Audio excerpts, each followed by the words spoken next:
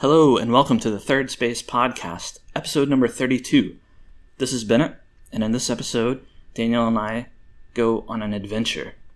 An adventure in etymology. That's right, Adventures in Etymology makes its second appearance. This time, instead of talking about words, we talk about a few idioms, and we see if Daniel can guess where they originated. It's pretty fun. We talk a little bit about administrative BS that can happen at work, processes and procedures that can be really annoying. And then we talk about tipping. Tipping is a kind of controversial topic in some respects because you have a bunch of servers and hairdressers and other people who feel passionately that tipping should exist and they really like the practice. And then you have other people who think that tipping is awkward and why don't people just get paid the right amount? So we kind of dig into that a little bit. We talk about how I worked at a restaurant and Daniel's experiences tipping, and we kind of try to come to a conclusion on whether tipping should exist or not. So we thought it was pretty interesting. I hope you'll enjoy it, and the episode will begin now. It's a podcast about stuff. Third Space. Yeah. That was a good teamwork. It was accurate, and you kind of jumped in, and we didn't even prep for it, but it's called Third Space. It is a podcast, and it's about stuff. Well, or why ideas, don't this time we do something else instead of stuff or ideas? Okay, well, you go first. I'm out. Okay. Well, transition. As you know, this was college kickoff weekend, a big day yesterday. And in fact, students sports is going back to school, kicking off the new school year. Yeah, college football. Yes. Specifically. Big time. Returning kind of after, I think a lot of the stadiums they're not letting in. I mean, they're letting in lots of people instead of having restrictions and all of that. I don't know. People are doing different things. It's a hot mess. But everyone was super excited. That's just definitely the case. And I know you know all this because you were hot off your heels, seat, of your presses. Yeah, you were really into it. And so, historians, as you know, sports historians were calling it the biggest kickoff day ever in terms of, wow, for all the reasons I'm sure you already know. So yes. I was just thinking about I'll let you just go ahead and tell me about your day and how your interpretation of events went down. Well, I think the first obvious thing that anyone would have to say is, what a game, right? Yeah. And you know the one I'm referring to, disappoint. When you have a big day like this, a historic day, because as you said, historians said something about it, which makes it historic. By definition, and then on top of that, to have a game such as that, whew! Yeah. I mean, did you see Wallace? Yeah. Did you see Wallace in that play? That was never seen anything like it. Anyway, it was great. It was great. Touchdown, wonderful. Can't believe it. There were some of those. That run. Yeah. The two teams, that matchup, that heck of a matchup. Yeah, where was their defense at, though? There's a lot of pressure on, for the kickoff, and where's the defense was falling apart. It's just, I gotta tell you, you say defense, but I say offense. Wow. I was okay with the defense, but that offense I think could have been more offensive. They were just. Well, I've certainly found it offensive.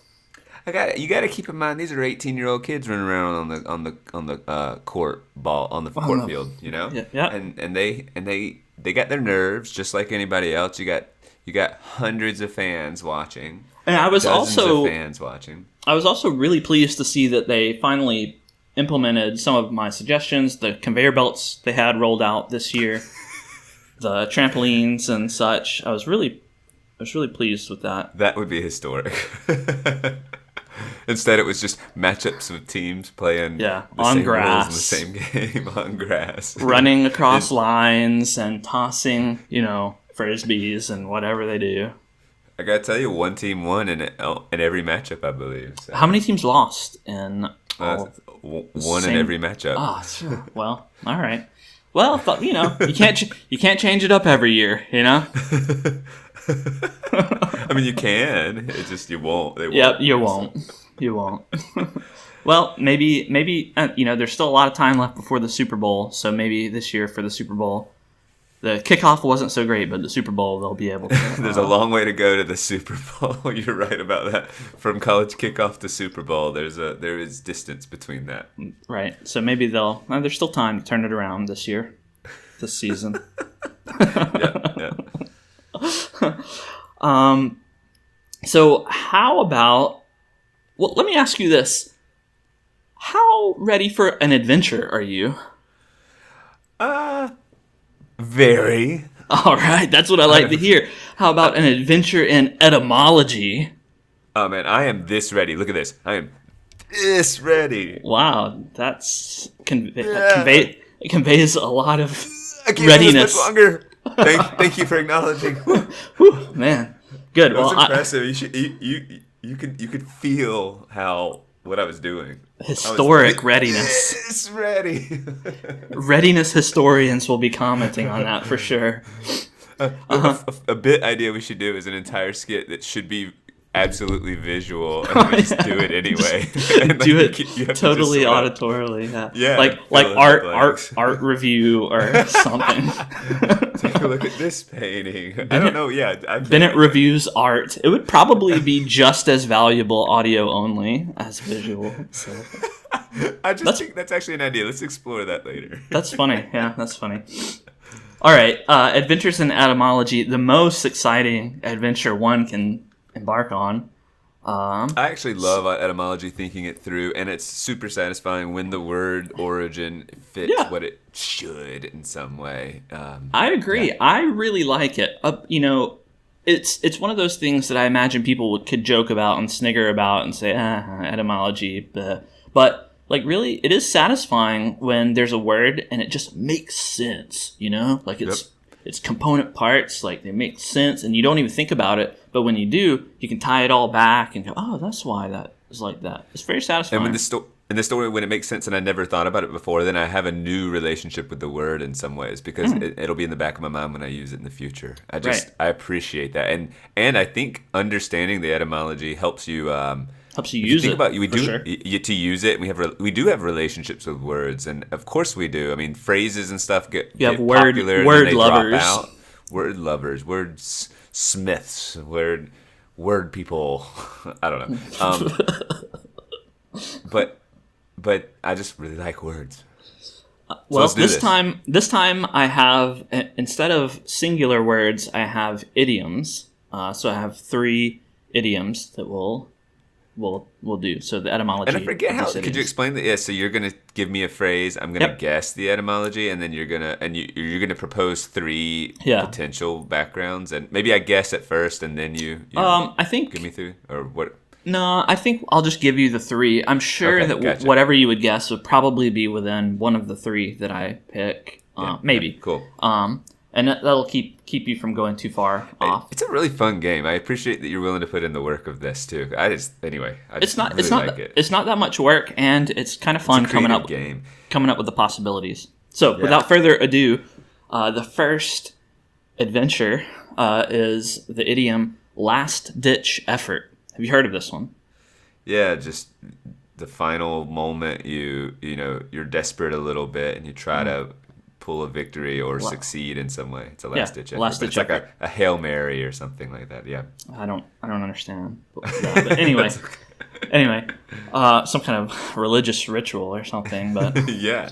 All right. Anyway, so I've got 3 potential etymologies for the idiom "last-ditch effort." The first possibility is that it was an idiom originating with the British troops in World War I. They were fighting in the trenches, as you know, and so it refers to a final brave push, trying to dash to the last ditch, the last trench before facing the enemy. Yeah. So a last ditch effort, make an effort to get to that last ditch. So that's the first option. Yep. The second one is it's a pretty direct translation. It's for the last effort to be ditched. So it's kind of like the last ditch effort, the last one you discard, the last one you ditch or throw away. So it's process of elimination, basically. So obvious, yet I never considered that one. Yeah. And then the third option that it could be is that it was actually inspired by a phrase uttered by William of Orange, who was a historical figure who defended against a French invasion in the late 1600s. He actually said, "I will die in the last ditch." So it was kind of a statement of defiance, holding the last line of defense. So William of Orange, die in the last ditch effort. So those William are the three. Of Orange. Okay, they're all legitimately enticing for their own reasons. When you said last-ditch effort, I thought war metaphor, and two of those have sort of war. Like, it is the last ditch we will...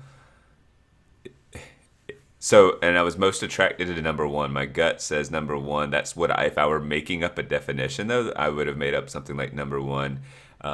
You're particularly clever with your definitions, and you gave the extra little details with William of Orange or what. And it just, like it could be real because it sounds so real, but I think that extra little detail with the person just has that sort of Bennett tomfoolery about it. Maybe. And the orange is just clever enough to poke at my ignorance, and like you could put a silly word there, but not too silly. And that's why I think you made that one up. Ditched efforts. I'm trying to think if that actually makes sense on it. Like it kind of does in a fuzzy way, but let me think about that for a second. It's the last ditch effort.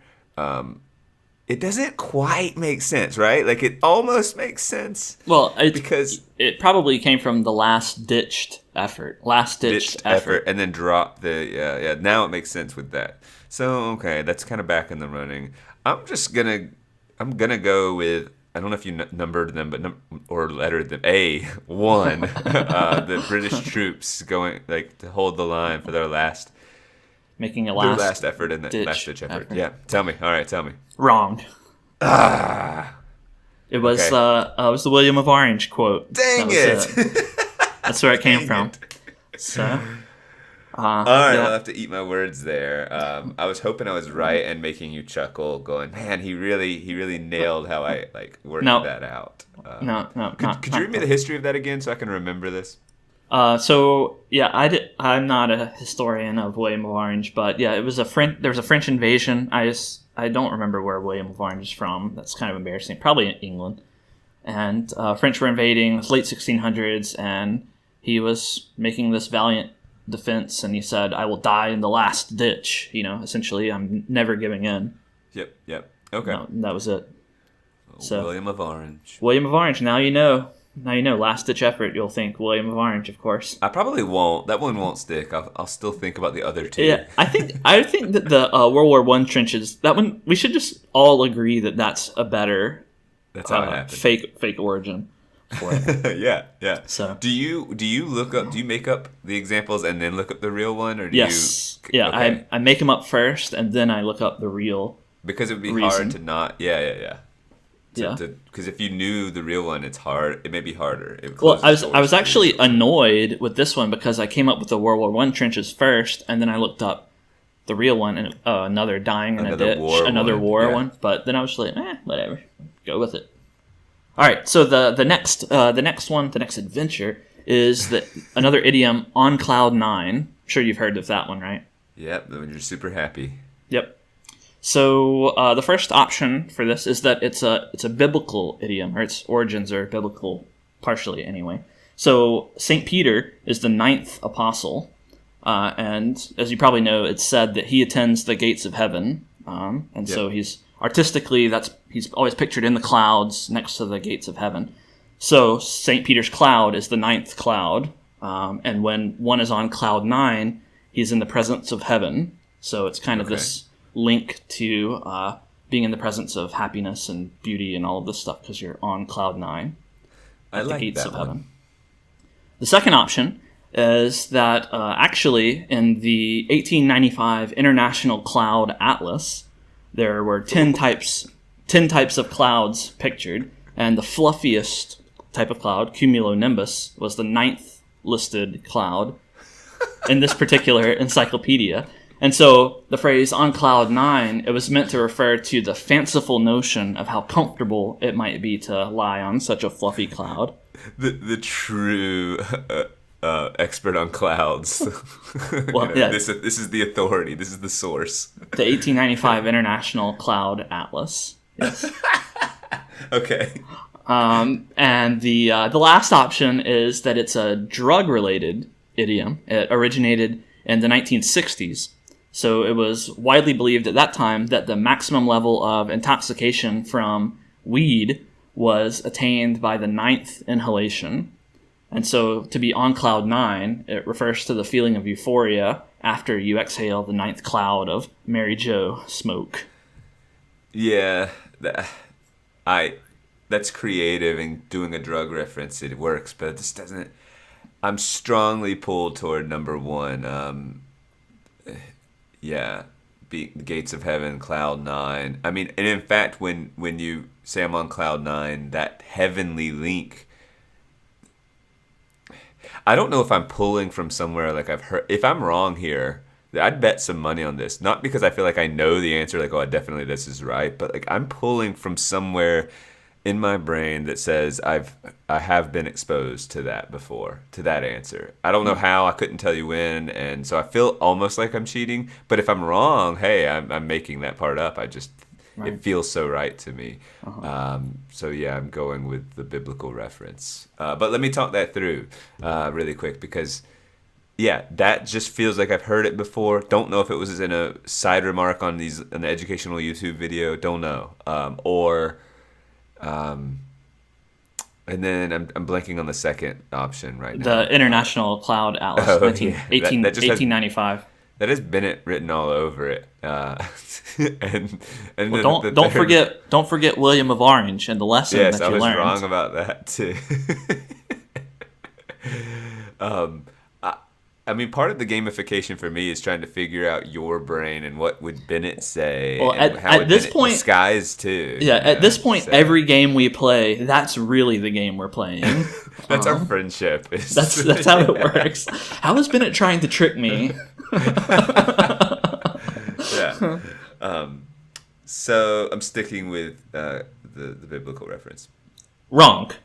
Really? Oh yes, man, really? I'm really wrong. Okay, well you're then wrong? I've made up that I'm right about like that I've heard that before. Yeah, you're wrong. And it's actually the 1895 International Cloud Atlas. Dang, man. I'm all these very ones that are super Bennett. But I will also tell you that the citation for that was uncertain. So actually the original origins of On Cloud 9 aren't known for sure. That's the oldest reference that people can come up with. That one made me laugh. Yeah, isn't it ridiculous? It made me laugh when I found it. I was like, "Are you kidding me?" The 9th one in this random old encyclopedia or atlas or whatever. The 9th one. Someone said, "Oh, I'm on cloud 9." I thought the whole thing was made up. Like I thought you made up that there was an atlas of clouds. Am I silly for even thinking? Because like yes, it would be in a book somewhere, but the whole book would not be about clouds. It would be about skies and atmospheres, and then they would have a section or a chapter on clouds and stuff like that. I wouldn't think there'd be a cloud atlas, like 1895 was a good year for clouds. That was it was real popular, we had a vampire phase, we had a werewolf phase, there's a cloud phase. It was just back there a little ways. So I'm 0 for 2, and I've the you're ones that 0 for 6 or whatever. You haven't gotten Adventures in Etymology right ever yet. I'm a little sad about that. I kind of like it. Well, as an English teacher, I feel like I should be a little better. I mean, I have looked up etymology of terms before and words. I'm curious about that stuff. But I'll tell you, it doesn't stick. Like, I'd like to revisit in maybe a year or so some of the ones that you've given me the answers, just to see if I remember the real answer. Do you know what I mean? Mm-hmm. Like a quick version, a revisit, just to see if did I actually learn or not? Because I can't tell you what the other ones were right now. Yeah. And I still might be attracted to the biblical illusion one in the future. Like, I don't know. It just fits so nicely in my brain. I was like, that is it. Not. So now the next answer, I'm probably just going to go with the one I think you made up. To see if that served me well. Because if you had let me choose 2 out of 3, I would have avoided both Right. actual answers so far, so I'm way off today. All right. Right. I'm ready. I'm cracking my knuckles. All right. I'm doing this. Whoa! Let's calm down. All right. Okay. All right. Third and final adventure, cut and run. Have you heard of this one? Cut and run. Yeah, it's basically like it's there's a little bit of like, well, okay, I won't speculate, but it means to just leave quickly and perhaps avoid some losses too. Yeah. Like, hey, we better cut and run. Like, let's get out of here now. Yep, that makes sense based on what I've heard. I've heard this one, the way I've heard it used. I don't hear people use it all that often, but yeah, hey man, got to cut and run. Like, yeah. All right. Okay. The first potential option is that the full phrase used to be "cut and run like the Ripper," and so it's an idiom that references the infamous killer Jack the Ripper, who was a London serial killer from the late 1800s. He was famous for murdering women with a knife. So he was also never caught, unsolved mystery or whatever. So he would always cut and run. Know his name? They even know his name, and he wasn't caught. Well, it was it kind of became a urban an urban legend, whatever. Jack the Ripper. There have been lots of TV shows and stuff. There's probably like a Sherlock Holmes episode or like a Doctor Who or something. Jack the Ripper is a cultural icon. Yep. Anyway, he would always cut and run. So it's cut and run like the Ripper. Morbid. Yeah. Well, and the British are morbid. Yeah. All right, second option. It's an idiom with nautical origins. So it started with the British Navy in the 1800s, and it describes a hasty escape or retreat in which there's no time to weigh anchor, and they instead have to cut the rope and get out of there before the crew could reel it in. Okay. Believable enough, too. Okay. I just don't feel attracted to either one in terms of like, oh, this is my answer. So, let's see. The third one might win you over. This one is, it's an idiom from the early U.S. film industry, actually. So when Hollywood movies were competing for box office draw back in the 50s and 60s, back then one of the most painstaking and time-consuming parts of filmmaking was the editing process, because the film had to be manually handled and cut and then pasted back together. And so a lot of times, pieces would be damaged and they'd have to be reshot or whatever. And so when the time or money ran out, editors, they would hastily perform their final cuts, take their pay, and then leave before there would be any consequences. So they were cutting and running. It's cut and run. That's where it originated. I like all three answers. On second thought, the cut and run like the Ripper. I'm just trying to think, are there other idiomatic expressions where we like the Ripper? I've heard that, but run like the... I might be making this up again. Like, even run like the Ripper, have I heard that before? Like a messed up version of it? I've not heard of that, but maybe. Cut and run like the Ripper.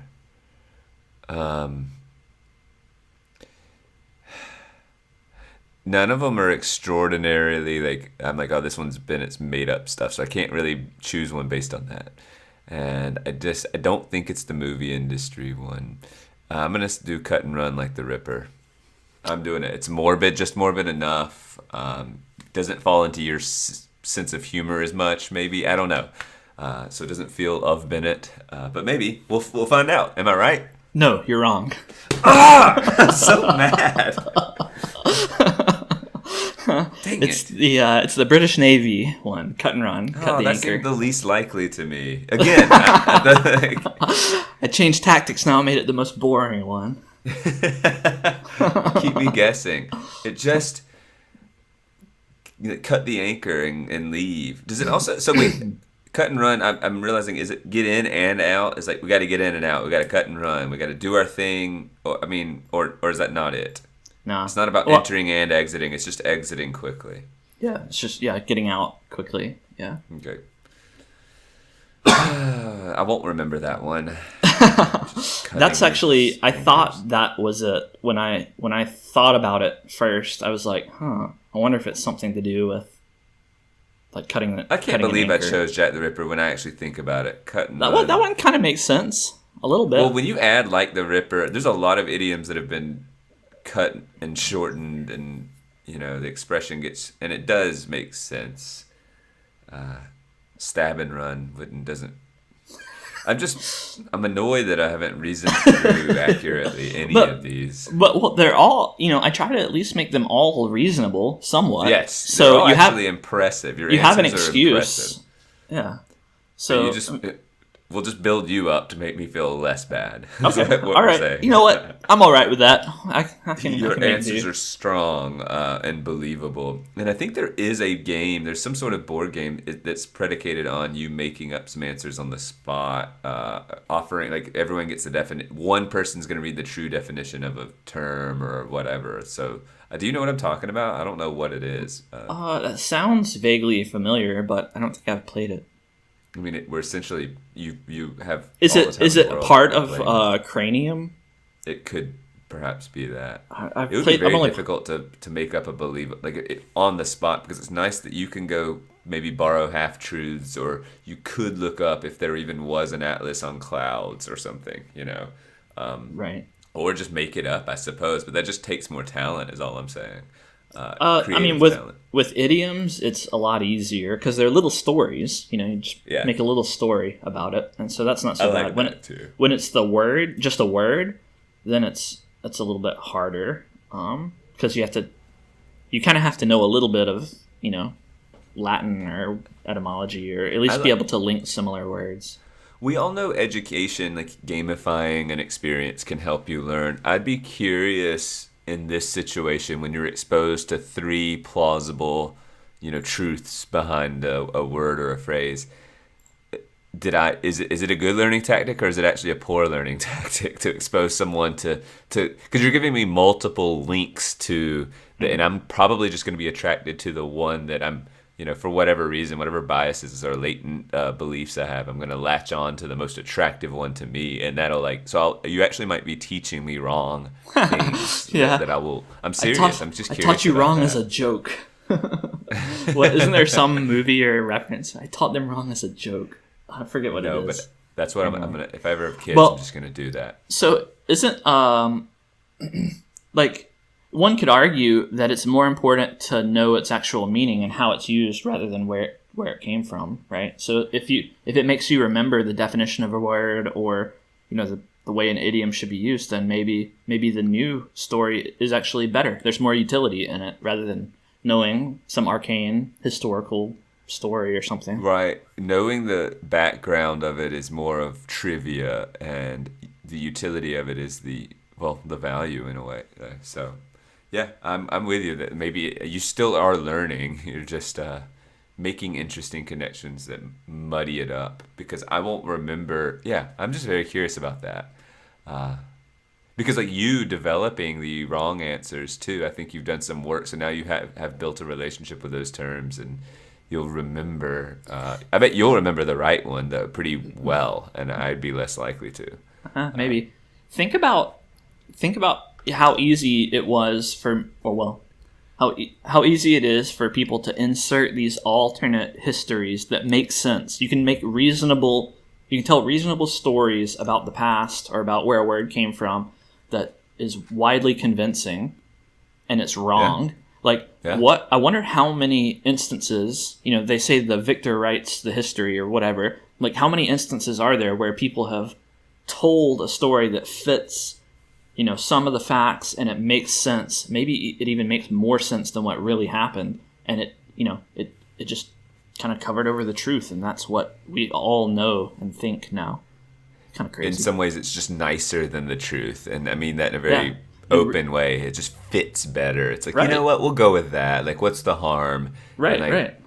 And the actual question is, I mean that sincerely, what is the harm? Because it seems like the harm is not telling the truth is a big deal, or not caring about the actuality. It can have severe consequences.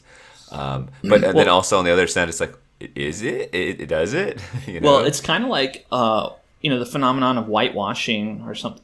If you whitewash history, then you overlook the flaws and the mistakes, and the flaws and the mistakes that's what we learn from. So if you hide all of that ugly, grisly stuff, then now history doesn't contain as many lessons.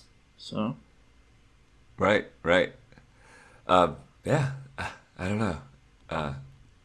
Adventures. Adventures. I'm thinking, about words and relationships, and I like it. Yeah, that's fun. I like adventures in etymology. I've got a big page full of words, and some of them complete, but most of them not complete. I'll have to go do them later. It's tempting to want to like keep going or wear it out, but I like doing like 3 at a time. Yeah, I don't have enough more prepared. I want to keep them thematically linked if I can manage. But what I'll do is I'll just, I'll be thinking or listening to something or reading a book, and I'll come across a word and be like, I wonder where that word came from, and I'll just write it down, and it makes it on the list. Yeah, that's a good way to do it too. Just pops in your brain, record it. Yeah. Where do you record stuff? Like, how do you manage? How do you organize? Do you use a calendar, or like do you have sticky notes when you write, or I know you keep a personal journal digitally, but that's different than like one-off ideas and things like that. When something pops in your head, what do you do? It depends where I am, but for stuff related to the podcast, I have a notes page on my phone. On your phone, okay. Yeah, and I just pull it up and I type it in real quick, and then I have a Google Drive with documents and stuff in there, and I transfer it all to there for when it's getting ready to be discussed. So like the document that I have for Adventures in Etymology is just a Word document essentially with a bunch of words on it. Makes sense. Yeah, but I'm just rethinking. I like organization and efficiency, and you and I have talked about that quite a bit. And in my new job, with administrative roles, I have a lot of students that I see and speak to and need to write down. Since I don't get to see them every day, if I don't remember that, say they play volleyball or have. So you have like the Michael Scott like Rolodex, where he just a Rolodex wrote on the back. Green light, gay, and whatever, his son died or something like that. Like, yeah, just whatever they were. Inappropriate. It just seems odd. Like, yeah. No, I'm using OneNote. Anyway, I don't want to linger on this because it's kind of boring, but like it's interesting to think big picture, that no longer just creating a Google Doc like for each student, that it's not fast to access, and it's just an unusual, like, I guess my needs are not that unusual, but if I need to access one of 80 people, you should have like access to their. So OneNote really works with that. So I can just type their name in and it finds their page, is what it's called. Anyway, boring stuff. It's just keeping track of following up with people. Oh, I need to check in with them in a week, and like I could set it on a calendar, but that seems laborious. I don't know. Just trying to figure that out, and it's not perfect yet, so I'm open to suggestions. And I didn't know if you had any sort of intense organizational tool recommendations. No, I just use my brain. Well, that's the thing is I used to be able to do that with and now it's just it's too hard. Yeah. Yeah, my job doesn't require meticulous note taking. That's the thing. Mine is, you used to not be juggling possibly 40 things, and if you're juggling 40 things, you just gotta go, okay, look, I gotta figure out how to, and there are 40 small things. The world isn't gonna fall apart if you miss one or two, but like you should be on it. So. Right.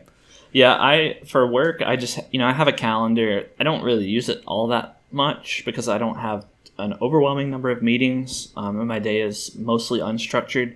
But I have just a Notepad, the computer application Notepad++, and I just have a to-do list essentially. Here's what I did today. Here's what I'm going to try to do today. Here are things that I need to do in the future, ambiguously, and I just maintain it so that I can always look at it and go, oh, that's what I did yesterday. I forgot about that. And catch up. So nothing too intense. I'm not a big fan of sticky notes and stuff. Don't use them that much. I try. I'm a fan of the idea of them. Like, I romanticize their utility, and then they just kind of aren't that great in actuality. So, yeah. These are the kind of conversations that are boring to me now, but like I might be interested in seeing in the future and go, oh, this is before I figured out how to do this, this, and this, or like this is a real life moment in terms of, in some ways, these podcasts are time capsules, I think, and it to is. see where we're at, and like cherishing something like organization. Like, is that a value I'll have gotten better at, or lightened up on to some degree, and said, because I'm almost uptight about organization. Like, I've been keeping my calendar diligently because I have all these meetings, and you can just look at my calendar, and it's crazy looking with different colors all over the place and stuff like that for the different, this is for faculty meetings, this is for English meetings, this is for meeting with students, this is for meeting with, whatever, like honor council and student forum, and this is for my admin counseling team, this is for just the deans, and I have all these different colors. 30-minute block is for managing my calendar. Yeah. Well, okay, that's what's funny too, is that what's annoying to me is things that, like, all right, organize a meeting with the teachers of this student. So I got to go look up and get who the teachers are, and so that takes a second, and it takes time to organize, and usually, I don't know, organizations is ultimately faster. That's the whole point of it. But there's a balance point. Like you can go overboard and alphabetize everything, and it's wasted effort to alphabetize everything you own, it's wasted effort. So you have to pick the path of greatest efficiency or greatest returns. You organize to the point where you're not wasting time organizing anymore. And I'm curious if you would find this annoying or just part of the business, but like, let's say on next or later this month, we're going to have like a thing where some parents can come in the morning and have some cookie or scones, and we're going to talk to them about their kids' educational experience. And we're going to talk to them for like 45 minutes. So we're in control of this. So we have to, these are the sorts of steps that I wouldn't have thought of that are kind of silly. So obviously you have to reserve the space, the actual space. So there's a form for that. Then you have to check in with people surrounding that space. So like the band in the morning comes and practices nearby, and there's some other things. So to make sure that they aren't that this won't be loud while they're, we're trying to talk to parents and the band's practicing right nearby. And then we have to get, for parking, we're going to get some golf carts for any of the parents who might not be as mobile or just would like to ride in a golf cart. Jeez. And then we have to fill out a form for a table to put the scones on. Then we have to actually fill out a form for the scones themselves. And so we're what about napkins? With Don't forget the napkin form. Yeah, the that's actually N102 form. A napkin and cutlery and juice. Don't forget juice too. And how many? And let's say. Wait, has the juice committee approved new requisitions for this year yet? So that's what's so fun. And then we have to we have these account numbers that we don't know who has the account number, so you're contacting 4 people. Contact so-and-so. And they're like, oh, I don't have it. Contact so-and-so. Oh, I don't have it. Oh, this space is actually, you're supposed to check the master calendar for updates, but yet this one might be, someone didn't update it for this, so we had to change a date. And it's just stuff that's like, I just want to have some, this seems like it should just be like, hey, parents, show up on this date, and then I double check, is this place open? Yep, okay, we're good. Instead, and I by the way, I do agree with okay, make it nice, get some food out there, some juice out there, that'd be nice. But the idea of having to fill out a table, that's over. That's it's overkill. all separate. That's too much. It's just this seems like the kind of thing where you could pick up and call and say, hey, secretary, I'm having parents visit at this time, prepare this. And it's just someone's job to arrange this stuff, not you. Oh, and there's another one to do the tech stuff, so they're going to record it and put it on the website too. So literally that's a fit. So that's it. I'm saying there's 6 or 7 different players in this, when it should just be hey, can we have this on this date? And we'll prep the content. Because what's happening is, and this is what's funny to me, is all of that prep that goes in, and that's some amount of work. It's not intellectually laborious, but it is laborious in other rights. And so we haven't even designed the content yet. We worry about that 3 days before, because we just have to spend all this energy making it happen. And I'm like, that's backwards. It's we should have something to say, and then I mean, of course, like we do already have something to say that from years past. We do this every year. It's an annual sort of thing. Yeah. It's just funny to me. It's just it's annoying for that I'm. It's not. I'm not annoyed at anyone in particular, and everyone's been supportive. It's just like, is this really what we have to do to throw a little thing? Yeah, I'm big on organization like you are, but I don't think it's that I'm big on organization as much as I am big on efficiency, and that means that I get really frustrated with procedure and process. Like when you have to fill out a ton of forms and paperwork and like tickets and nonsense, like that just makes me go, why don't you just get out of my way and let me do my job? Yeah. How about that? Just if I'm a teacher at the school, I know where the tables are that are foldable and collapsible. Just trust me to like go grab one beforehand.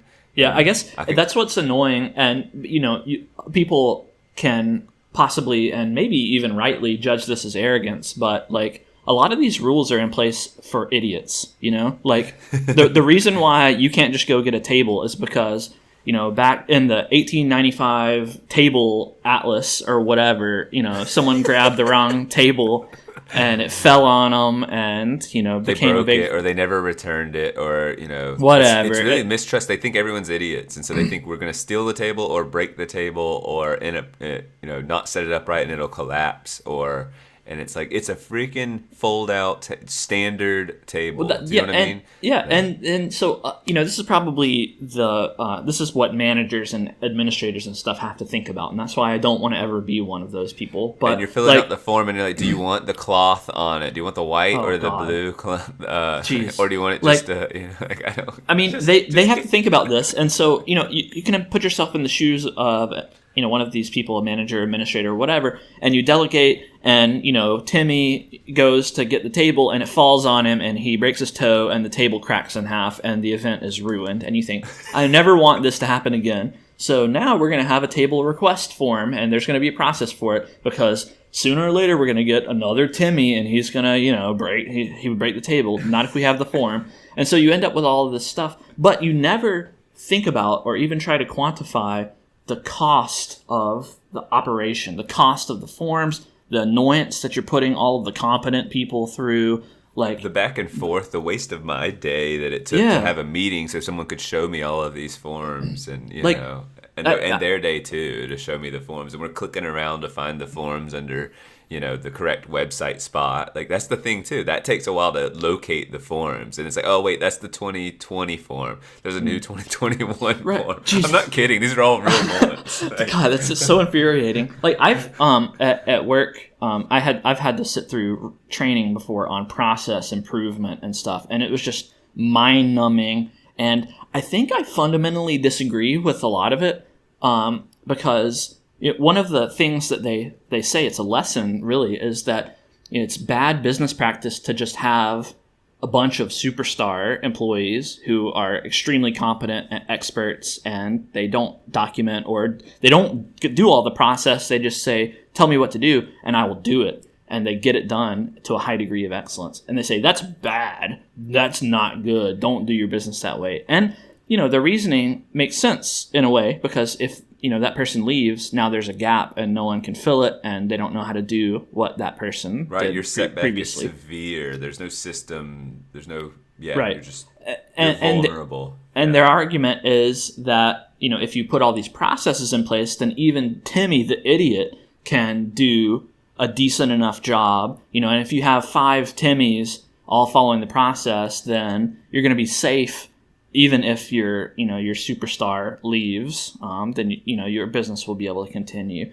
And while that's true, like I guess their value is scalability, which I also understand. If you're going to have a large business, then you can't just rely on a bunch of superstars, because they're kind of rare. You're not going to have a business full of superstars. You're going to have a couple of superstars and a bunch of Timmys, and so you got to have process. But like, I would rather be in an organization that is just a small organization with just the competent people. I just don't want to work with the Timmys, and I don't. And the thing is, they drag down the competent people and make you fill out a ton of paperwork. You're eliminating superstars. You're saying right. I can't. You're equalizing superstars to equalize. You're equalizing the field. Everyone is equally competent. But what that really means is everyone is equally incompetent, essentially, because everyone has to fill out the forms and have their time wasted and everything. So right, because to me, back to the real world example, if we were focusing on the content and we had a month to do that, I would really try to make the presentation like wow the parents. But a lot of animations I don't know. Use some Comic Sans, good fonts. I could give a TED Talk style, like practice my speech and do something. Micro poem, write a micro poem for him. And start it off with that. Have the lights low and lead with the micro poem before you say anything else, because that's deep. That's really deep. Yeah, that's exactly what I'm talking about. A pencil, a paper, a student's heart. We are all knowledge. There you go. Micro poem. Yeah. And then the lights come up and everyone claps and to welcome you and say, I am. You introduce yourself. Yep. Yeah, that sounds great. I'm on board. Will you send me a calendar invite for this? I'll put it on my calendar. Dry ice. How much dry ice can we get? Where's the latest dry ice form? We only have the 2004 version. The last time we used it for the prom. So, yeah, I would have forgotten. I would have ordered scones if I were thinking about it. This is true. Like if we didn't have all this. We don't have a checklist anywhere either. So like this year we're making a checklist in order to make sure we do get the table and go ahead and have a hyperlink to that form and stuff like that. It's it's mundane, but like I would have forgotten to get a table. I would have ordered the scones. I would have gotten the place. I would have contacted all the necessary people and the scones would have shown up and they're like, where do we put these?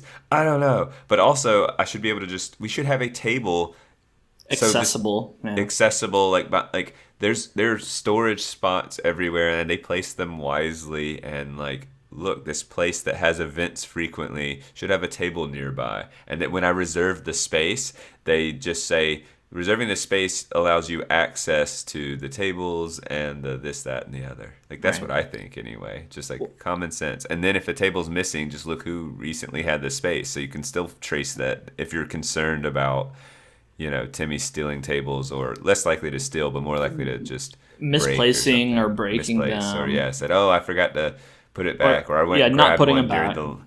I get that you can't just have, here are our tables, teachers, if you ever need one, come grab one. I think that's a little too, and how often does that need to happen anyway?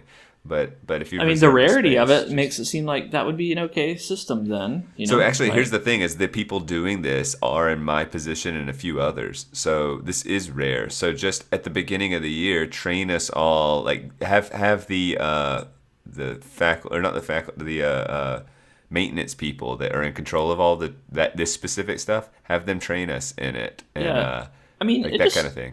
Yeah, it's not hard to do that. Like when I used to work in the office, still doing programming, but we didn't have a huge number of employees. And so, we had a paper towel roll in the bathroom for, drying your hands. And we actually had a roll of paper towels and we got trained, it was just pointed out on our first day or whatever. Here's the bathroom. There's the paper towels. If you use the last paper towel and they open the cabinet, here's the rest of the paper towels. Put another one on there. And it's like, okay, that's reasonable. Yes. It's super easy. I can do that. We don't have a paper towel person. It's not their duty to just, they don't have a checklist and it says, it's the 31st, time to go manage the paper towels. Like we didn't have that. There's no process. You don't need a paper towels at school.edu or whatever. Like when you email these people, this is what we kind of have. We also have to. Here's another thing: is we have security, so we have to email the company Allied Security and all of this. It's just like wow, all just to let them know we're having this event. So and arrange and parking and make it just is a. That's I've probably listed 6, 7, 8 things, like different hands in it just to do that. And it's like, well, that's why you get paid the big bucks. Yeah, the big bucks. So anyway, enough about efficiency. Speaking of big bucks, I have a topic that I want to discuss with you. I think we've talked about it before, but it's been a long time. So I want to know, what is your tipping experience like? How do you treat tipping When do you tip people? How much do you tip? What do you feel about it? What do you think? Oh yeah, I guess I'll just respond. I tend to, I'll just throw a bunch of ideas out there and we can take whatever sticks. But I tend to tip well and 20% rounded up. If I get average, so this is my behavior, not necessarily there is some friction with how I believe my beliefs on tipping and how I actually behave. Yeah, that's what I want to dig into eventually. But at first, I just want to know where you're at. Yeah, so I will do 20% plus if it's, and just go up, like round up. I don't do change and that sort of stuff. And then so you always tip an even dollar amount, pretty much. Yep. And so if it was let's say the bill was $10.20, I'm gonna give. I think I ended up giving like $3, instead. Because I always round up. And if they're very bad, I'm uncomfortable, but you have to be pretty dang bad too, which can happen sadly more than it should. I don't know. We could debate that too, but you could be very average, you could be slightly below average, you could even get into, as long as there's a bell curve, if you're at the very low end of average, like pretty close to I'm frustrated but fine, who knows, maybe they're having a bad day. So there's a lot of presumption of goodwill that I give before it affects the tip. And if they go out of their way and I can be needy, I will ask for extra sauces and stuff. Right. And if they bring me lots of extra sauces and don't charge, I get annoyed if it's especially if they don't mention it. But I think it's tacky to charge for sauces. And so I will, if they're very good and they charge me for the sauces, I still just stick at the 20%.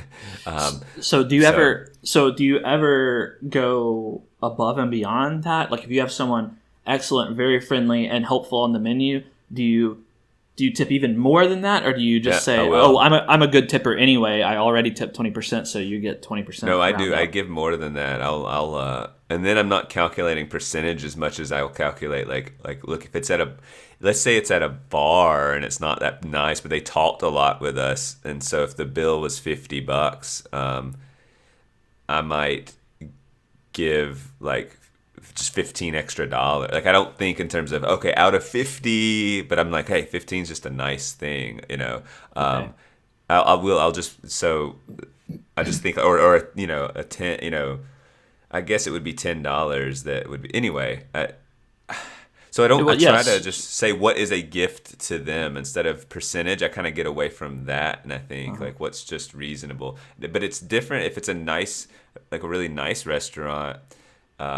It's funny that I say that because you go anywhere. I went to a bar last night just to watch the football game, and had a couple drinks and an appetizer, and $60-something. Yeah, we were all. Everyone was at the. But $60 for a hole in the wall place, that's just how. So it's expensive to eat out, and. Okay, so some more interesting areas. So you get an idea that I'm just what I consider a pretty good tipper. I'm willing to give more, and it's unlikely that I give less. Mm-hmm. Then we get into these areas where you would call them fast casual or Five Guys or you walk up and they have so the receipts will have a tip situation going on, and you're a little what do I do here? And you're just going to hand me the food. I tend to give $1 just to assuage my guilt, I guess. Okay. And $1 is not going to break the bank or anything. And there, it's really just this social, for me, it's all right, I've given $1, so I can socially check that box. I definitely did not misstep or make anyone mad. And so I'm willing to pay $1 to feel more comfortable. But this is where the friction is. I don't think they deserve that necessarily. Right. And in fact, you could make these arguments, in Europe, there's not a lot of tipping or anything, but the service is terrible. And so I can't help but link the two. And maybe that's not because of tipping, or maybe it is, but I'm willing to keep this system if it means that I think we generally get pretty good service, and it's an experience. Whenever I've been kind of outside of America, really. They treat it less as an experience. Like, they're just there to bring you the food if they want to. It's almost their attitude. Right. Japan wasn't that way, but it was still not I'm here to entertain as well or be part of your experience tonight. Like, that didn't seem as much of what they were going for. So I like that system in place, that a good waiter kind of reads the room and says, yeah, you want me to make the jokes or stick around, or you want me to be discreet. Like, a good waiter does that. And so I'm okay with the tipping system existing, but we need to figure out, where do we draw the line? Because like, personal services, I get it. Like, so tattoos, that's very personal and intimate, and you talk. So yeah, tipping seems appropriate, I guess, so like let me ask, massage maybe. So, well, first, one thing I would say, when you talk about incentives and making, incentivizing good service, I worked in a restaurant for a number of years, and so I got tips. I worked for tips. I was trying to read the room, like you say, and it was a kind of nice restaurant. And I worked in a bar as well, so kind of got two different flavors of it. And I will tell you this: eventually, you acclimate and you expect a tip. And if you don't get the tip, then you're annoyed. Or if you get less of a tip than you think you deserved, if you get a 15% tip, then it's kind of like, really? I did better than that. And you become accustomed to the tip. Yeah. And so it becomes less of an incentive, because almost no one tips exceptionally, and really almost no one tips very poorly. And so it's always right there in the middle, and you end up just doing your job at whatever level of competence you have, whatever level of skill you have. If your heart's in it, then you do a good job. If your heart's not in it, then you do a bad job. And so, like, I think that the incentives, essentially, from what I read, I've never been to Europe, but from what I read, in North Europe, they don't tip that much, but elsewhere it's, 10% tip-ish, is okay to do.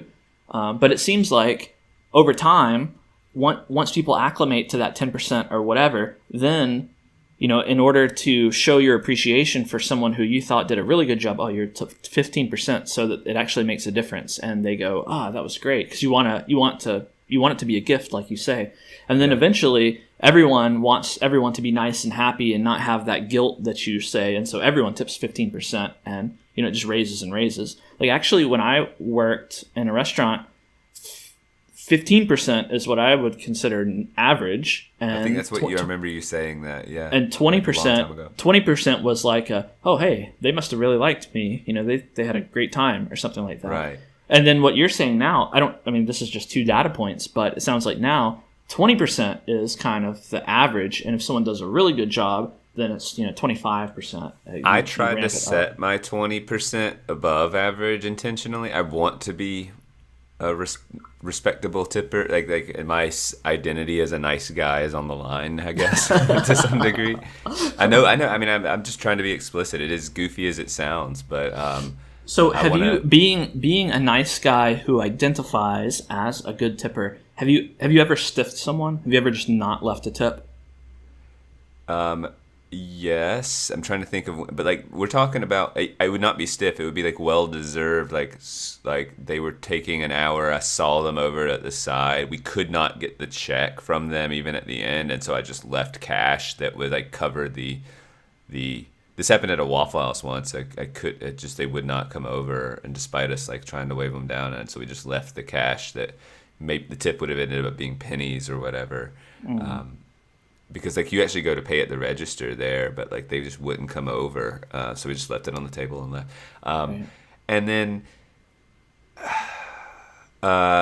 whether they've messed up the food order or seemed annoyed or smirked or like just you've really failed as a waiter if you're making me uncomfortable to sort of say, hey, I needed an extra napkin, and if I feel I have to kind of go, sorry, like, no, I just needed a napkin, and I don't know, like, and a thought occurred to me, by the way, that the general like debate about when to tip and not to tip for which services and which don't, like if level of intimacy is the standard, well, first of all, like as a teacher, I I was going to ask you about this. Intimate, right? That's intimate and important work and all of that. So why not tip? And then, well, I don't need it because I take pride in my work. So are we suggesting that you can't take pride in being serving food? Because to be really frank, it's not as glorious of work, or it's not as self-evidently rewarding on its surface that me helping enlighten a kid or providing an opportunity for them to truly see some, get an education. That's awesome. And then, bringing the food to a customer, it's fundamentally not as, at least to me. Sorry, you've got your biases, obviously. I mean, I could try to paint a picture and say you're wrong. Like, a teacher is just a glorified worksheet passer-outer, and that's what you do. You sit in front of the class, students don't want to be there, you lecture them about... cheeseburgers, it's worksheets. Yeah, it's just worksheets, it's just facts that they don't care about, they're forced to be there. You don't even grade them, right? You just stamp an 80 or whatever on their paper, the curve is 75 points anyway, and so it's all just kind of putting them through the motions. Whereas, a good waiter, let's first be real, without food, you die. And so there's this necessary component to dining, and it's a ritualizing of the biological necessity of eating. You sit down at the table. There's the ritual of the choosing the meal and the bringing it out, and the waiter's the one who facilitates all of this. There's this traditional and ritual component to it. They're the ones facilitating this sort. One could consider it even a spiritual sort of moment, where you're interacting closely with your table mates and you're in conversation. Maybe it's a date, it could be maybe someone is about to propose. They're setting the stage for these important life moments. And, you're just going to say that that's not glorious or glamorous, and you're looking down on these people condescendingly. Oh, well, first of all, I'm not doing your that. Haughty teacher arrogance.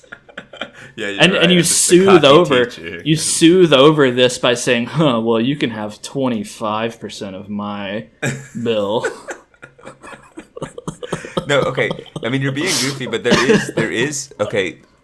The current tipping culture is saying, no, there's no pride to be had in your work, so we have to incentivize you by other means. And and there's a serious point there, because I think you can find pride in it. And I think, by the way, these really nice restaurants, or not nice restaurants or not, you have an opportunity to shape someone's experience in these small moments. And I do think that, and I've had better service often at these, Chili's, or just a nice human being who's sincerely. I mean, there's always going to be that tip on the table between you, like why are they. But not when they, if they're not busy and they decide to have a real conversation with you, you can kind of tell. Yeah. And it's sincerity is easy to read. Sure, and, definitely. And then there is what you were saying, almost the spiritual. It's silly, but there's really fancy restaurants that when you're there for 3 hours and they really are invested in your experience. They are trained. There's this one restaurant in Tampa that will train you to. You have to be working there for 5 years. You have to go out to the farm where they locally grow their stuff, and you have to learn about every single aspect of the meal. And it gets almost, I chuckle because it seems silly, but we had to do a little of that. We had to do that. We didn't go out to farms, but we had training days where we would come in and everything on the menu would be prepared, and we would essentially get a lesson on how it was made, all the ingredients, what's in it. Good. We would get to taste everything. We did the same thing for wine. Taste all the wines, get the professional wine, charlatan to come in and tell us that it tastes like grass. I'm blanking on the term. Charlatanier or charlemanier, something like that. It's a sommelier. Sommelier, that's it. Charlatamalier.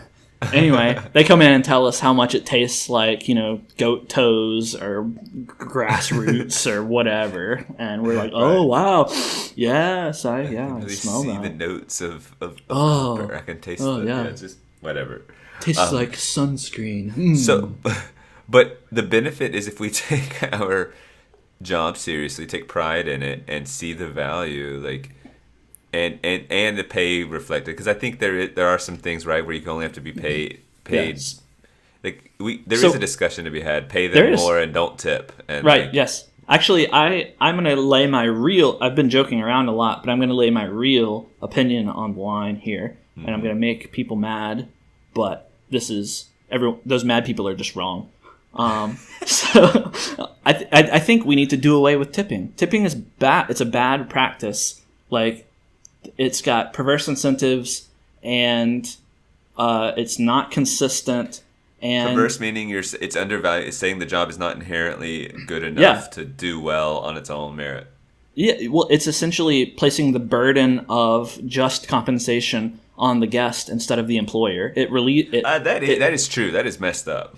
It relieves the employer of the burden of paying someone, fairly. And listen, the market decides what's fair, and the market has accommodated tipping now, but I think it's an inconsistent standard because we always have to navigate and negotiate. Okay, how much is fair? As a customer, it puts that burden on you to assess. Oh, I want to be nice, and I don't want to feel guilty later, and I want to reward them. So is it 15 or is it 20? And most people want to be nice. So yeah, now we're up to 20, and in 10 years it might be 25. It could get outrageous. Yeah, it can get ridiculous. And so instead of letting the market decide based on the quality of the food and the offerings of the restaurant and everything, and having it be consistent, it's now variable depending on what people think. And also, let me pose this weakness. Whenever there's a squeeze, imagine an economic squeeze or something like that, because the employers don't have to pay their waiters or bartenders or whatever the tip. They assume that they're going to be making tips, and so they get paid, a lot less. The customers, they're feeling a financial squeeze too. What's going to go first? The tip, right? Like they're still going to go out to eat, but they're going to tip. They're not going to give a gift of 25%. They're going to say they did a good job. I'll tip 15%, so I won't feel guilty, but also, I can't afford to just be giving out money willy-nilly. Yeah. And so who feels the squeeze? The waiters in the middle who, because part of their pay is essentially off the books, unregulated, at will. They feel the squeeze. It's inconsistent. And so I don't think that that's a good way to do things. In fact, you mentioned Japan earlier, and I think of everywhere that I know of, they do it right. So in Japan, when we went, service was great. Yes. And you don't tip. In fact, it's considered rude to tip in Japan because the cultural expectation is that, the restaurant, the staff, they're a team. And so it's a more communal. It's kind of Eastern cultures are a little bit more communal. It's a communal approach. They provide a good experience. And the strategy is that if you enjoy your experience, you'll come back again. You'll tell friends and your business will grow and you're getting consistent positive experience. Whereas in the United States, we're more individualistic, which is normally a sentiment that, I value very highly. And it also makes sense because of what you mentioned, how, sometimes you'll get a server, a waiter, and they can read the room and you have a relationship with them for the duration of your meal. You'll have a conversation. They're telling you their recommendations. It's a quick, intimate relationship with one person for a brief period of time. And so, there's a phenomenon, I don't know this for sure, but I would assume in Japan, there aren't that many instances where you're going to go visit a restaurant because of the waiter or waitress, this person that you really like, and so you're going to go there to see them. However, in the United States, I think there are lots of instances where, in fact, from my restaurant experience, I know there are cases where people just have a good relationship with, a waiter at a restaurant, and so they just make it their thing. They go to the restaurant, they talk and chat and catch up with the waiter, and they have this good experience, and then they have this tipping bond, and they just always tip really good, and it's a thing. You're a regular, right? And that reflects the individualistic nature of our culture because you have this bond, this one-on-one bond. It's not a team thing, and in fact, if that favored waiter were to quit or move to a different restaurant, then those guests might stop coming to the restaurant as often. Right. And so, you can call that a strength or a weakness, but I think the consistency of the Japanese approach is good, assuming that the wages being paid are also fair. And again, that's market determined. So if we were to just all of a sudden snap our fingers and tipping in the United States was gone, then the market would adjust and eventually accommodate that, and so that the waiters would be paying what they would accept, the food would cost what we would be willing to pay, everything would balance out again. And we wouldn't have all of this inconsistency and awkwardness and uncertainty in tipping. If you recall, we went on a cruise together, and you paid this giant thing up front, and it said something like tips are taken care of. It's part of the costs, and sort of alleviating that. And then our friend Logan, he would tip in addition, and he chuckled at me. I was furious at him in a playful way, but also like, you're screwing this up. Like, you're making me look bad. I feel guilty now, and I thought that I paid to relieve my tipping guilt. But I'm making the case you are like I can't like here's our chance at this system, and we're falling quickly because of you, Logan. And I was serious, obviously furious. There's no anger with him, just more like, oh, can we please truly agree that? And part of it was me just again, it's perception of wanting to be nice and not wanting to have to pay, and now he's upped the game. But that's the problem. That's the same problem that exists currently, and why we're at 20% perhaps is a new norm. Well, here's another thing that annoys me is, and you already touched on it earlier, is the inconsistency, not just within an industry, like, going to eat in a restaurant. That's a common thing. So there's inconsistency there, but there's also inconsistency between industries. So you pointed out, if you get a tattoo, then the tip, is there, so you tip them. But you're a teacher and you don't get tipped. Your students don't give you a tip. I guess they leave an apple on your desk or something. But there are little give you a tip. I mean, sure, you get Christmas gifts or whatever. But not that frequently. But in the middle school, you get it all. It's just different cultures for different schools. That's also. But inconsistency is the point. Is like what's going on here. And you don't tip your doctor. You don't tip. You might tip your cab driver. But do you tip your landscapers? Do you tip your school bus driver? Do you tip your mailman? Yeah, what's the standard? Who do you tip? And you say something vague like, okay, the level of intimacy and one-on-one interaction, but like, that's not the standard. Though. I don't think that can't be the standard, because you have an intimate relationship with your teacher, like you say, or your doctor, or whoever that you talk to normally. That can't be the standard. And then we feel very comfortable not tipping a doctor because they're paid handsomely. So is it this weird sort of envy? Like it's this class-based thing? Like, oh, you already have enough money, I don't need to tip you. Like, is that kind of the attitude? And conversely, you're bringing me my food. You're sort of a peasant. Is that what it is? Is it? Peanuts, is there a little bit of that? This tipping as, oh, I'm the generous person. Above you here, take my gratuity. Is there a little bit of that in there? I wonder if that's wrapped in. I mean, obviously it's not conscious, or even like that would be more, I guess the word systemic, it's a loaded term, but that's the system we exist in. I mean, it's not conscious. Certainly I don't think that whenever But going to a restaurant is a, you sit there and they bring you whatever you say, and I want sauces, and I want this, and it's really cool. It's a beautiful. I love it. That's I feel true. like a king. And I'll also say this from the waiter side. Like when I was a waiter, I was in college. I started when I was in high school and in college, and I played up I'm a student. I'm a young, inexperienced student, and I don't have any money, and just trying to make my way, working through school, and it's if someone, I probably made that joke, and the businessman and his wife eating a nice dinner, if they wanted to feel like kings ordering sauces and they wanted to toss me a bigger tip, then I was happy to accept that arrangement at the time. Yep. It was like, okay, I'll take your tip and I'll be the student, and you can tell me what sauces you want, and this is an okay arrangement with me.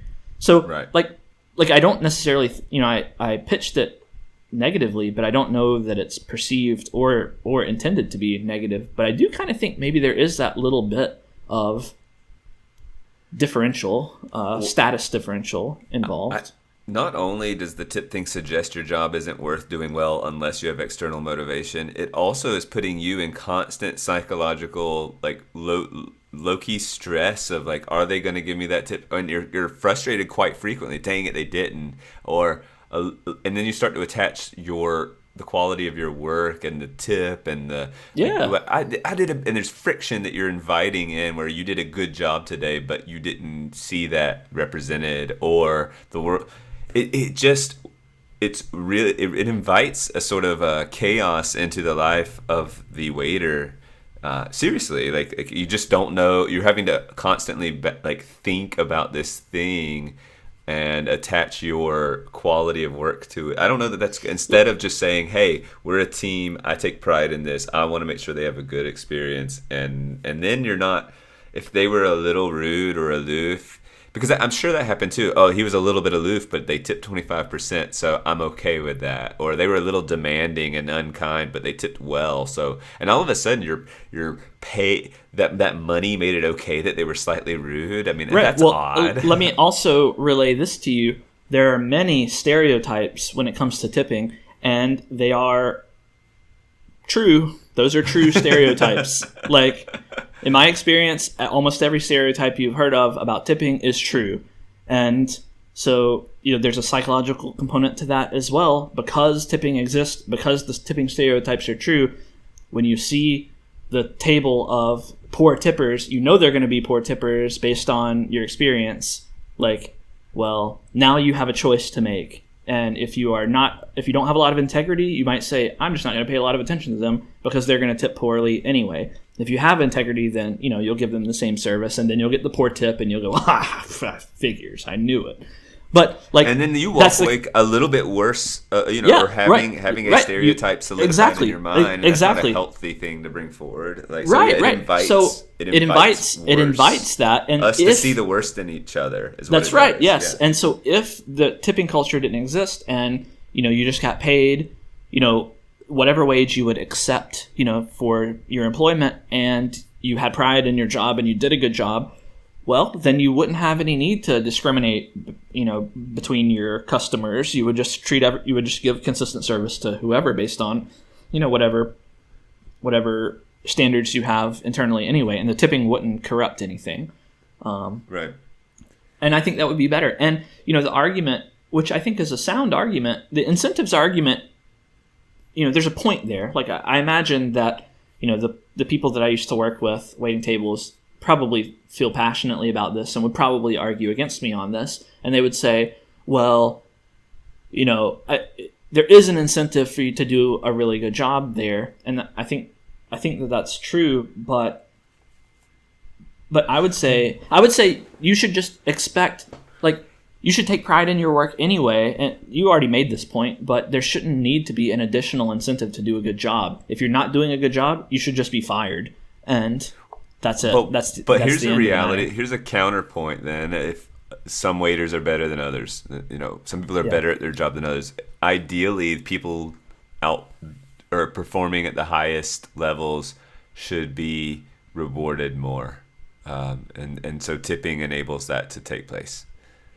Taking away that disallows the highest performers to reap the benefits explicitly.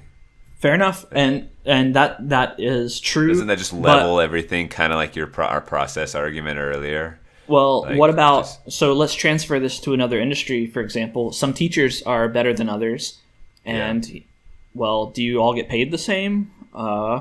Pretty much, kind of. But yeah, it's like you're all on this road that's a similar pay raises and how long you've been in the game. So yes, pretty much. But you get different bonuses and you get promotions if you show that you're a good teacher. And if you're not a good teacher, then even you get promotions are like getting out of the classroom to admin that you might not want to do, stuff like that. So, sure, fair enough. But you see my point, right? Like in other industries, you're not paid by tipping, there are other rewards for being a diligent and good employee.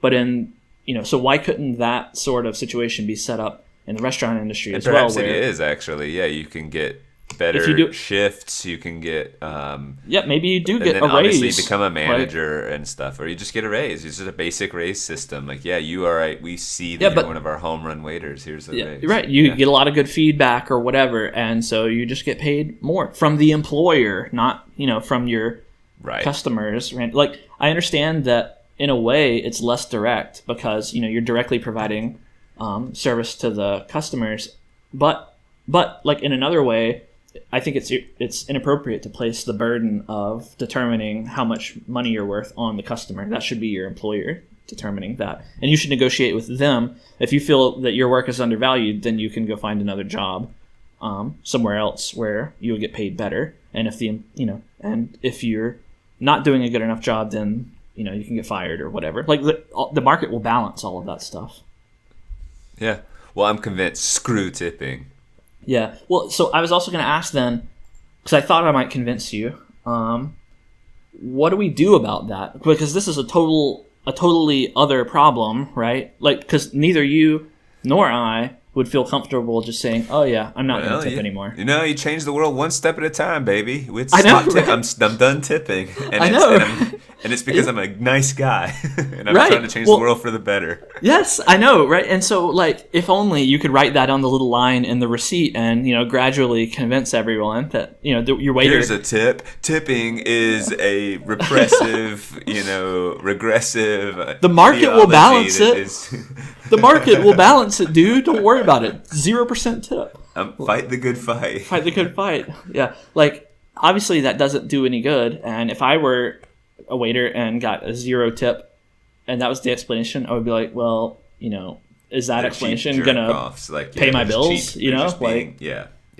And so yes, so it's not an option on the individual level. And what do you do? Sorry, it's not a practical option. Solution. It's not a practical solution to changing the system. However, I do want to ask before we move on from that solution: is it morally acceptable to take that position and go through with it? If you believe that you're doing the right thing, then yes. I can't. It's not for me, and I don't mean to say that morals are different across for everyone. I just mean that at the end of the day, I know that would feel more like a justification for just not tipping because I wanted to save a few bucks. And I know that that for me, that even though I'd be espousing some higher belief system about doing the right thing, I wouldn't feel it in practice. So therefore I'm not actually doing that. So I do think if you convinced yourself you were making a change and it was you believed this is the beginning of making change, then yeah, you can morally do it. I just think you're also kind of naive and dumb if you think the singular person is changing that system. And I just think the reason I think you're dumb is the reason I think I can't do it myself. It's because I don't believe it. I don't believe that that's the way to go about it. And so since I don't believe it's the way. But even if you don't believe that you will have some larger, grander effect, is it still reasonable to take that position on principle and say, well, yeah, I'm not going to change anything, but this is what I think is appropriate, and so this is how I'm going to behave. Is there a moral issue there? I mean, do you still think that person is dumb, or do you just what do you think about that? I think that their idealism is so out of alignment with reality at that point that I kind of had this odd respect for someone if they're being sincere. Again, they're not being just a jerk trying not to tip. I respect them, and I think and I personally have some judgments about their naivety about okay, there's your idealism, and then there's what you're doing to some degree sadly what you're doing to these people. There's all these arguments about it shouldn't be that you're doing something, but you're occupying a time they could have served someone who would have given them probably a tip, statistically. Yeah. And so you're costing them something. And I just think that reality in the zoomed in moment versus the abstract idealistic belief. And so the cost is so tangible in the immediate, and then it's just I'm sorry, you're just being too idealistic, and so I just disagree. Which is why I couldn't do it. Now, is there an idealist out there? Perhaps Bennett himself that really believes it. Then I can't think that they're a jerk. I can't sit there and say they're a jackass and screw them. I'd actually go, hats off to you for being willing to pay that social cost of kind of mildly ticking a lot of people off in the name of something you really believe in. I do that in some regards, but not with tipping. In other domains, you're willing to do that. But in other domains, but this has a just explicit financial cost that you can calculate and go, I have And plus, Well, in obviously, some waiters ways, aren't well off for the most part. They're not like so. well, So that can make a difference. I mean, in some ways, Sadly. the clear cut financial, benefit should push me into taking that stand more, right? Because not only do I get to, take my principled stand and do what I think is appropriate, but I also get to save money while doing it. So win-win, right? But like I agree with your point. I still tip, and I tip reasonably. And like this isn't where I take my principled stand. I wouldn't do it in this way, and for the reasons that you kind of allude to, which is because, it's not like by not tipping, I am punishing the people who, like it's just not an effective way to make change. The restaurant won't go, wow. It's not like the tables surrounding me of other people are going to notice and go, oh yeah, he's not tipping. He's taking a stand. I'm going to do it too. It's a private transaction, right? And so the only person who is going to be made aware that I am taking this principled stand is the server, who is going to be pissed at me. They're going to be pissed, and they're not going to spread this idea. And their anger is going to be at me, not at their employer, where it should be directed. And it's a nebulous sort of anger because the employer, it's not like they're consciously thinking, like I'm placing the burden of paying my employees on the customer directly, and I don't have to do it. Like they're not consciously thinking that. They're just, all restaurants in the U.S. have their servers get tipped, and that's the culture. That's the way it is. So. It's not. It's an indirect form of protest that it has no chance of spreading and doesn't target anyone directly. So I don't think it's an appropriate method of protest. Such an interesting thing too, because the protest is standing on the waiter. The waiter's the one paying that's the opportunity cost. They're the one paying the opportunity cost. Like they're the ones not getting the tip. Yeah. And that's it feels like you've made a decision for them in some ways. And I think you're onto something with it being private, this private interaction. Like in order to turn the tables, that might be where you would have to put your energies. Like, what do we do about this? Well, maybe we start. Well, obviously, this is almost a meme at this point, but like begin a conversation about it. I know, but like it's a dumb thought you're right, because though. like all things, obviously, making any change begins with ideas and big ideas that lead to words and words to action, whatever. Usually that's the way they flow. But I think we have to make it not private or something. Maybe I think the privacy is where it's at. Like that, there's something about that. It's never going to change if it's private, and any stance you make is on the backs of the waiter. Like, okay, so what do we do about that? The idea I came up with is I can't implement it, but I think a solution would be for business owners, for restaurant owners to consciously take the stance that we don't accept tips here. Like, do not tip my employees. Yes. And we're serious about it. Tips are not allowed. If you catch one of your waiters taking a tip, then they're going to get disciplined or whatever. Yes. You just consequences. You don't accept that. Instead, you encourage your guests, if they have exceptional service or whatever, to leave a comment card or whatever, like to write a review on Yelp. Write a review on Yelp, make it known, and you pay your employees a wage that is market equivalent for what other servers make, or maybe a little bit better, what they would make if they got tips. And you enforce that, and you say, do not tip our waiters. Because honestly, I think that would be a smart business move, because I know as a customer, if I went to that restaurant and I knew that I have no obligation to tip, like I would be relieved, right? I would go, this is nice. Like I don't have to think about it. I don't have to work. I don't have to gauge the service level, and I don't feel the guilt when I don't tip. And the servers, assuming that they do an average job, which the law of averages tells us that they probably will, then great. It's a relief. I had a better experience because I don't have to think about this part of the dining experience. I'm into what you're saying. Because I was going to say, well, how do you convince the restaurant owner to do this? Because they're just going to have to pay more. But see it as advertising. See it as this unique thing that makes you stand out. We're all about customer service. And so they're really big on saying you're going to have a good experience and you don't have to tip. Come to see us. And so all of a sudden, when we're at 20% tip, so you might have to pay 20% is huge. It's huge. You can up your menu item prices by 10, 15% to take a lot of that cost out immediately, and then consider the rest like sort of an advertising. If you can convince the owner that you are setting yourself apart initially, you're starting a new wave of great customer service and like, hey, the no tipping restaurant, or I don't know. I mean, you could call it no tips. I mean, it literally needs to not just be a little side thing. It's like good food, good service, no tips. No tips, like, right? Yeah, you know, and like that's your saying, and it's like this wonderful place to come where everyone's treated equal. You could push an equality sort of like message that people are buying into these days. You know, right? Like, I think you can ride that wave.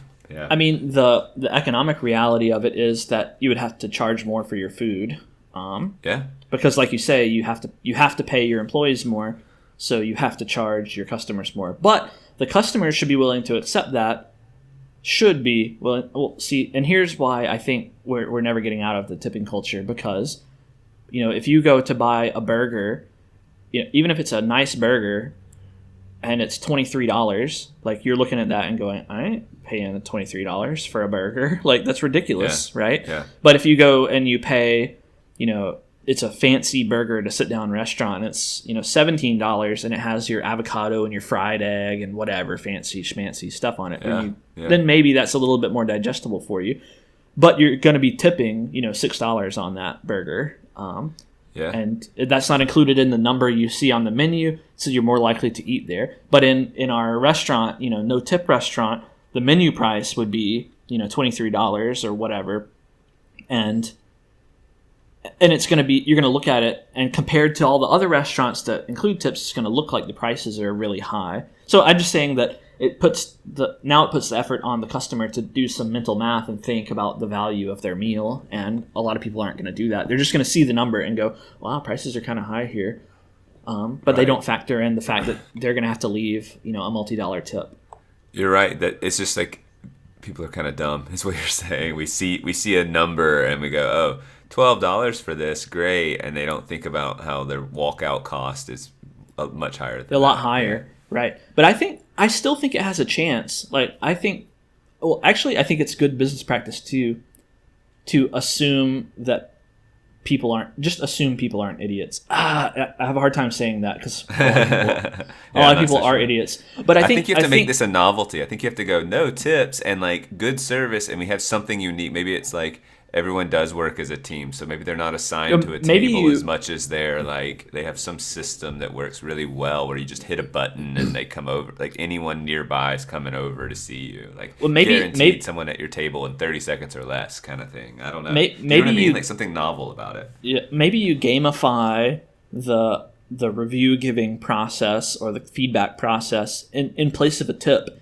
and you somehow work it into the routine. Like maybe you have a little touch screen on the table, or, you know, something, you know, on the receipt, instead of where the tip, maybe it even still says tip, but it's a scale of 1 to 10, and you just fill it in for how good your server did, or something. You know, do you see what I'm saying? Insert the feedback into the process, but they don't actually have to pay money for a tip.